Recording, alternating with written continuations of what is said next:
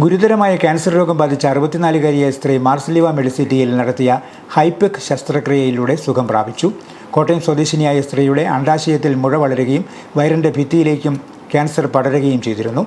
Oncology വിഭാഗം മേധാവി doctor Roni ബെൻസണിൻ്റെയും surgical oncologist doctor Jofin K ജോണിയുടെയും നേതൃത്വത്തിൽ ശസ്ത്രക്രിയയിലൂടെ മുഴ പൂർണ്ണമായും നീക്കം ചെയ്ത ശേഷം ആധുനിക ഹൈപ്പർ തെറാമിക് ഇൻട്രാ പെരിറ്റോണിയൽ കീമോതെറാപ്പിയിൽ രോഗം ഭേദമാക്കുകയായിരുന്നു.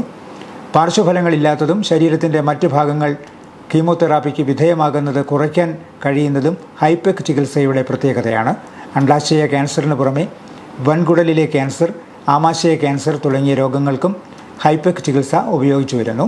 ഓങ്കോളജി വിഭാഗം consultant doctor Sons Paul, associate consultant doctor Ravishankar TR, anaesthesiology വിഭാഗം മേധാവി doctor Libi J Pappachan, doctor James Cyriac എന്നിവരും ശസ്ത്രക്രിയയിൽ പങ്കെടുത്തു.